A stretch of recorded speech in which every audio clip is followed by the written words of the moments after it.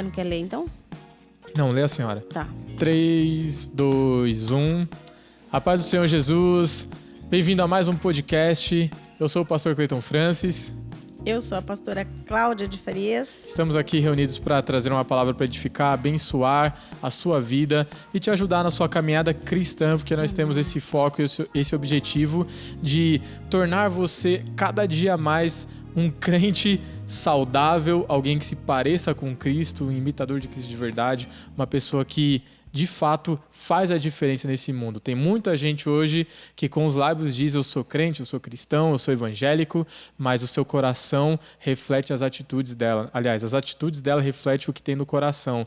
E quando a gente olha as atitudes, essas pessoas estão bem longe do Senhor Jesus. Então, vamos ser mais parecidos com Cristo, porque esse é o nosso objetivo, amém? Amém.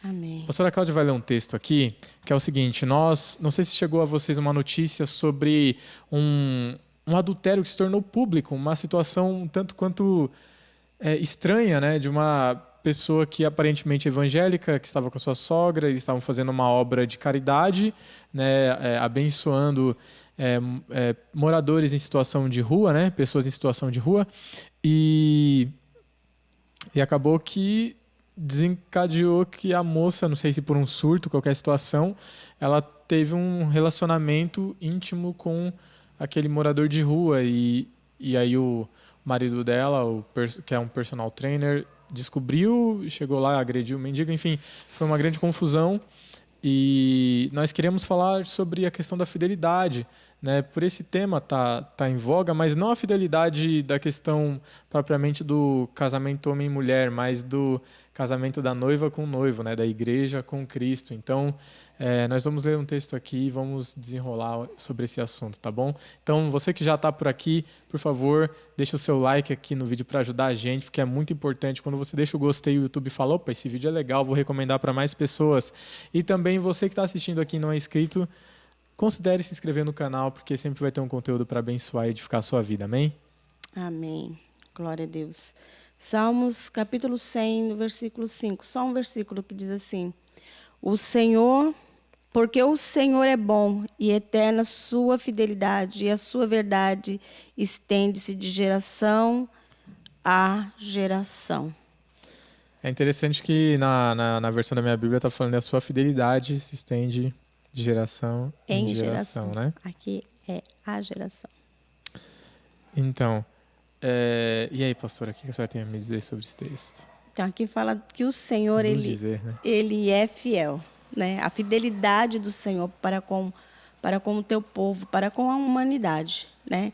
E o que chama atenção é porque diz assim, porque o Senhor é bom e a sua fidelidade, né? Eterna é a sua fidelidade de geração a geração.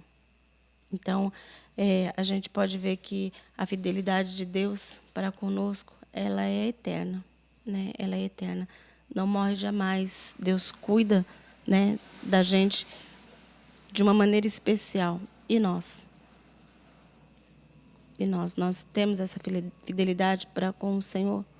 Nós estamos falando de um noivo que vem buscar a tua igreja, mas ele é fiel. E nós temos sido fiéis, temos agido dessa fidelidade com o Senhor.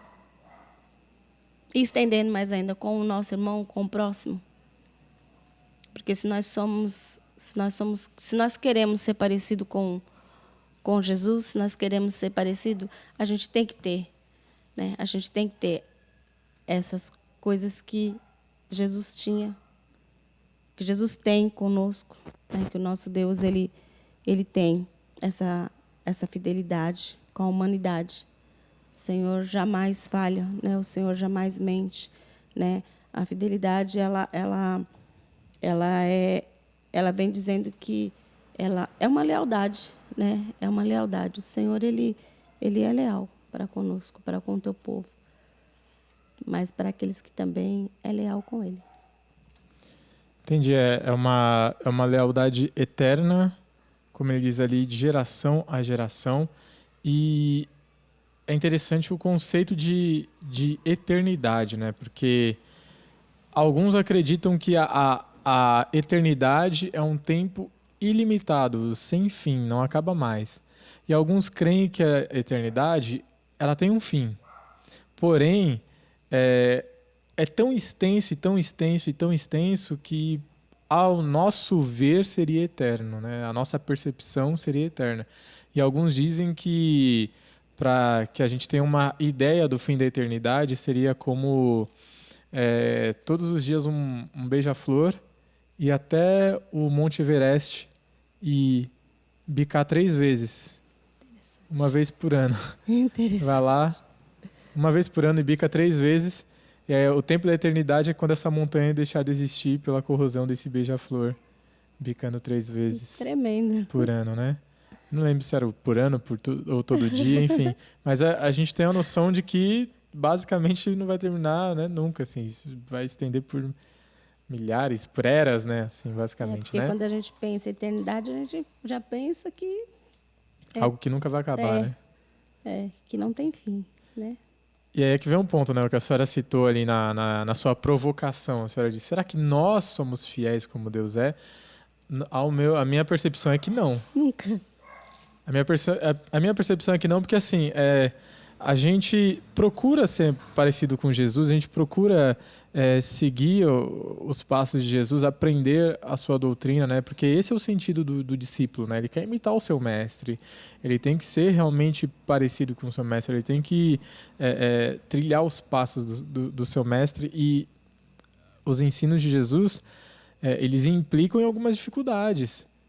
E essas dificuldades, elas implicam em coisas que são simples, como a fidelidade. Quantos não são os casos... Pastora, olha só, eu sou um jovem, né? Sou pastor e sou solteiro, né? Eu não sou um pastor casado, sou pastor solteiro. Mas eu percebi que a galera da minha geração, muita gente, casou só para poder fazer, né? Fum-fum. Não pode fum-fum, não pode fa-fa. O crente de assembleia não pode, né? Só quem conhece essa música. Vou colocar um pedacinho pra vocês aí. Dá direito autoral, né? Não pode. Se não der, vocês vão ouvir aí. Então, e eu vejo assim que a maioria está enfrentando divórcio agora. Exatamente. A maioria está enfrentando divórcio. Tipo, exatamente. Relacionamentos relâmpagos que foram produzidos para satisfazer um desejo carnal, sim, né? E é claro que não é só isso, né? Algumas pessoas fizeram isso porque também querem ser fiéis a Deus e tipo assim, pô, eu não tô aguentando, tô segurando a onda da carne e eu vou casar para fazer tudo certinho. Só que o casamento, ele implica em tantas, né? Tantas coisas, tantos detalhes, tantas situações que acaba que se não houver uma grande concordância, né, e se não for algo bem acordado ali entre os dois, no futuro a bomba estoura. E se não tiver uma estrutura, ruim, né? Se não tiver um bom acompanhamento pastoral, se não tiver, né, um bom aconselhamento, uma boa sala de conselho, né, uma mesa aconselhadora na igreja, dificilmente o casal ele vai existir. E esses meus amigos, eu não sei se eu citei, mas eram todos da igreja, todos cristãos, né? Então, é triste, muito triste, né, pastora? A fidelidade tá difícil da gente imitar esse... já continuando esse assim, atributo. No casamento, tem pessoas que elas também casam por causa daquele propósito, né? Vamos supor assim, já tem um relacionamento com uma moça e, de repente, ele é olhado, examinado ali dentro da igreja e alguém chega nele, um pastor, um líder lá, chega e fala assim, olha, logo você vai ser um pastor, né? Mas para você, em alguns lugares, para ser um pastor, precisa ser casado, né? Então, entra pressa. Você tem que casar logo para você poder ser ordenada a um pastor. Aí vai, já casa, né? Sem uma estrutura, sabe? Sem uma estrutura, né? Sem uma estrutura, sem se conhecerem direito, né? Sem saber o que estão fazendo, porque casamento gera tudo isso. Gera a fidelidade, gera o companheirismo, gera a lealdade, né, que se implica em tudo isso. Né? Então, por isso que muitas vezes a pessoa ela não consegue manter um casamento, né, na fidelidade. Não consegue. Se não souber bem o que está fazendo, não consegue. Não consegue manter um casamento na fidelidade. Sabe o que uma coisa que eu acredito que acontece hoje em dia? Hoje em dia, eu acredito que, assim, eu tô falando como se fosse um velhote, assim, né? Tipo, que eu já vivi várias gerações, né? Mas eu pude ver, nesses meus quase 34 anos de idade, né? Eu pude ver Então, eu pude ver esse movimento, né, essa mudança geracional, porque eu sempre andei com pessoas mais velhas do que eu, e essas pessoas, elas tinham um conceito de vida, e eu pude ver a mudança nelas, né, e acompanhando os mais velhos, acompanhando as pessoas que tinham um direcionamento de vida, ideias diferentes, eu ia vendo como era a atitude delas, e com o passar do tempo eu pude ver valores sendo corrompidos, eu pude ver valores sendo fortalecidos, eu pude ver pessoas se tornando, tipo, mais... tendo mais hombridade, e eu pude ver pessoas assim se deteriorando no esgoto da moralidade, né? O grande lance é que, assim, a nossa geração hoje, o que eu percebo é que nós vivemos um tempo do hiperlativo.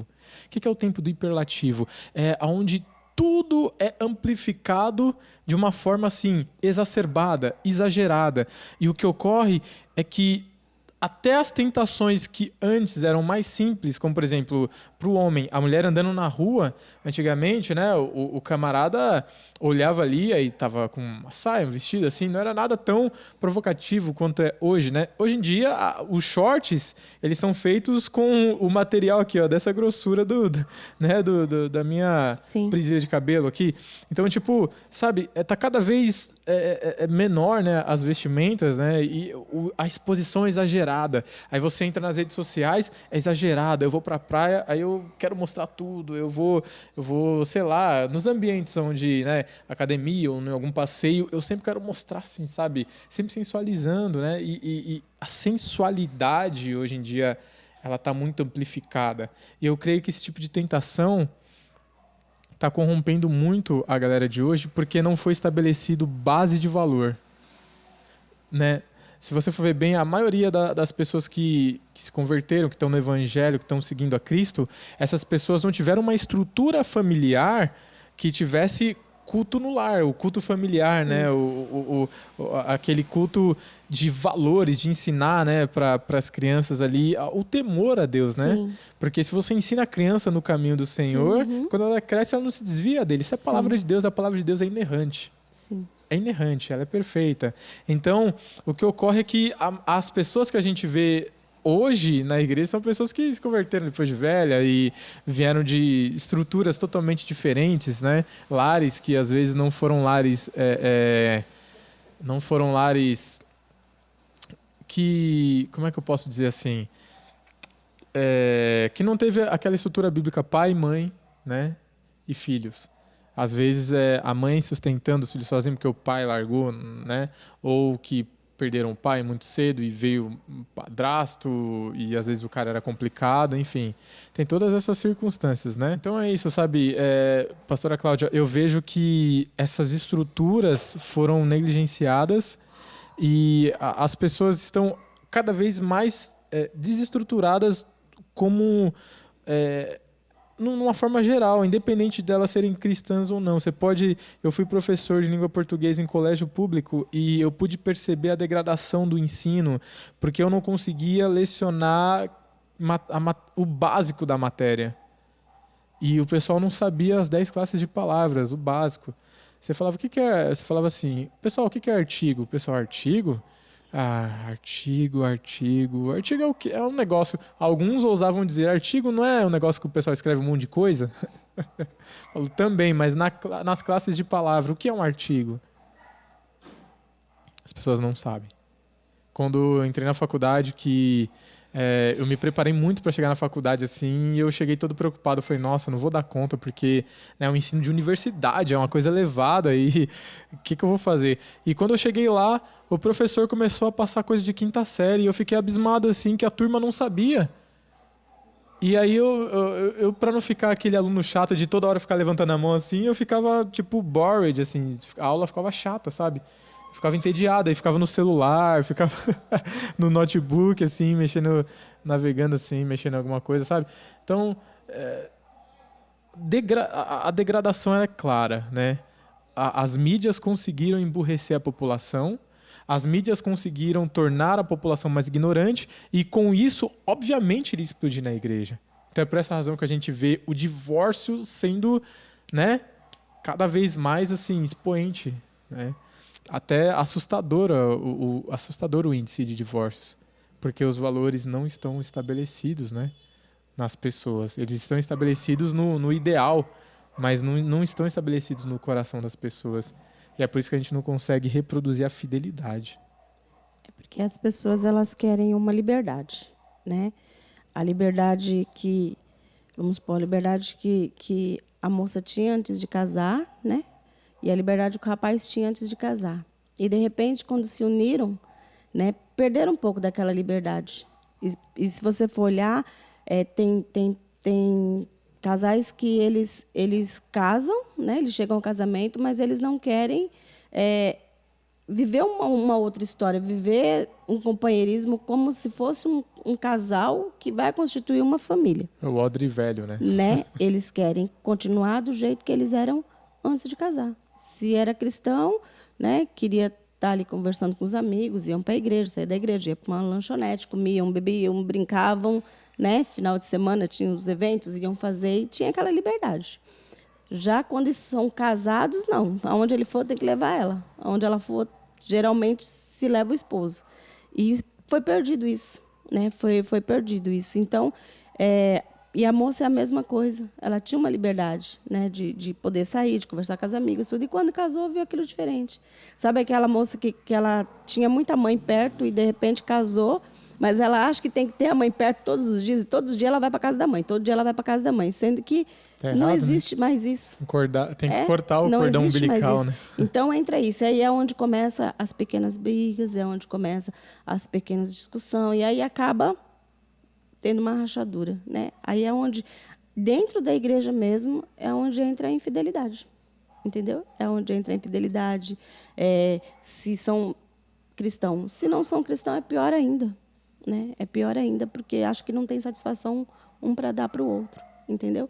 Até nós que somos cristãos, nós temos satisfação a dar para o nosso Deus. Sabe? A nossa fidelidade, quando a gente acha que a gente pode ter essa fidelidade com Deus, tudo que a gente vai fazer, a gente fala com quem? A gente fala com Deus. Não é? Tudo que a gente precisa fazer, a gente fala com quem? A gente fala com Deus. Para nós, nada que a gente for fazer pode ser sem Deus estar na frente, sem Deus estar ali no centro, sabe? Então, essa é a nossa fidelidade com Deus, né? É chamar Deus e falar assim, Deus, eu posso. Né? Porque quando a gente não faz isso, a gente quebra essa fidelidade, sabe? A gente quebra isso, né? Porque a gente não coloca Deus em nada. E quando o homem ele não coloca a esposa no meio daquilo que ele tem que fazer, ele já começa aí a não ser fiel com aquilo que ele prometeu para ela. Uhum. E assim a mulher também. Né? E aí Deus fala aqui, né, que ele é bom e eterna é a sua fidelidade e a sua verdade. Entendeu? Então, Deus ele quer que nós também sejamos fiel a Ele. Nós temos que ter essa fidelidade com o Senhor. Sabe? Por isso que, muitas vezes, quando você não tem isso dentro de você, né, você acaba trazendo isso para dentro da tua casa.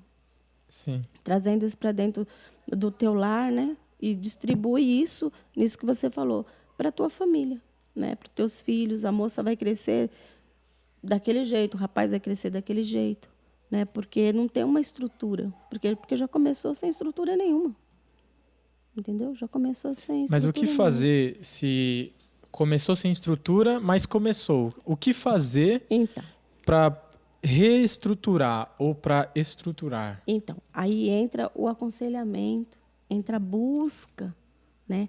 Vai buscar e vai se aconselhar, sabe? Vai ler Bíblia, vai entender, né? Para falar, bom, agora a gente estamos desestruturados nessa parte. Vamos começar a arrumar a casa. Vamos começar a ajeitar a situação e consegue.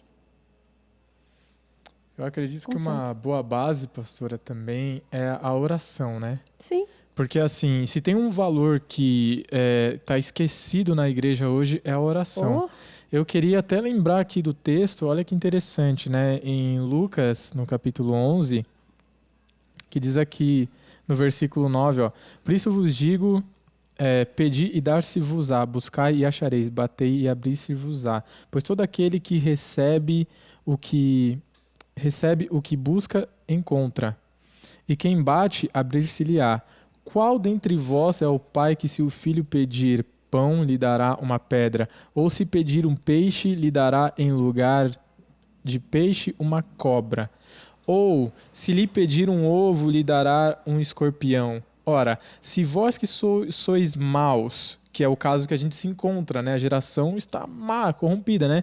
Sabeis dar boas dádivas aos vossos filhos, quanto mais o Pai Celestial dará o Espírito Santo àqueles que lhe o pedirem. Então, assim, tem até um livro muito interessante, né, do Francis Chan, que é O Deus Esquecido, que é o Espírito Santo, né? A gente vê que uma geração que ora pouco é uma geração raquítica espirituamente. Exatamente. Uma geração que ora pouco é uma geração que não consegue sustentar os seus valores, porque tudo aquilo que incita a carne é muito mais efetivo do que aquilo que fortalece, né, no espírito. Exatamente. Porque essa base é muito importante. E aqui mesmo em Lucas, no versículo 24, lembrando que eu li do 9 até o 13, aqui no 24 fala também, ó, quando o espírito imundo sai do homem, anda em lugares áridos, procurando repouso e não achando diz, voltarei para minha casa, da onde saí. 25. E tendo voltado, a encontra varrida e ornamentada. E o 26. Então vai e leva consigo outros 7 espíritos piores do que ele, e entrando habitam ali. E o último estado daquele homem torna-se pior do que o primeiro. Então é assim, a pessoa ela entra para a igreja, acha que é brincadeira, casa de qualquer jeito, faz e tal, beleza. Aí ela tá numa vida vazia. Aquele espírito imundo que saiu dela, rodou e falou, aquela casa era da hora, eu vou dar uma procurada lá. Quando chega, fala, tá mais da hora ainda? Eu vou chamar os brothers, chega aí, rapaziada. Assim aí chega, mesmo. né, os caras, né, chega lá e aí quando você vai ver, a pessoa tá no Instagram, dancinha. Detona. Mostrando, né, as coisas, dancinha. Sou aí crente. E crente quente, né? Crente quente. Aí tá na dancinha, tá na baguncinha. Daqui a pouco, quando você vai ver, já tá no narguilinho. Aí quando você vai ver, não pega nada. Aí quando você percebe, já tá desviado. Exatamente. Já tá desviado. Exatamente. Então, assim, se tem um conselho que a gente pode dar para você que está assistindo esse podcast, estreita a sua vida de oração. Estreita a sua vida de oração com Deus. Pega na mão do teu esposo, pega na mão da tua esposa, sabe? Orem juntos. Vençam as batalhas espirituais juntos. Entrem em propósito de oração, porque a oração, meus amados, é uma base fortíssima para o sustento do casamento. Quando o casal não tem o hábito de orar junto, há muitas coisas que podem afetar no psicológico de cada um. Verdade. Aí aquela coisinha pequena, deixou o copo na lousa, a mulher já pega na lousa.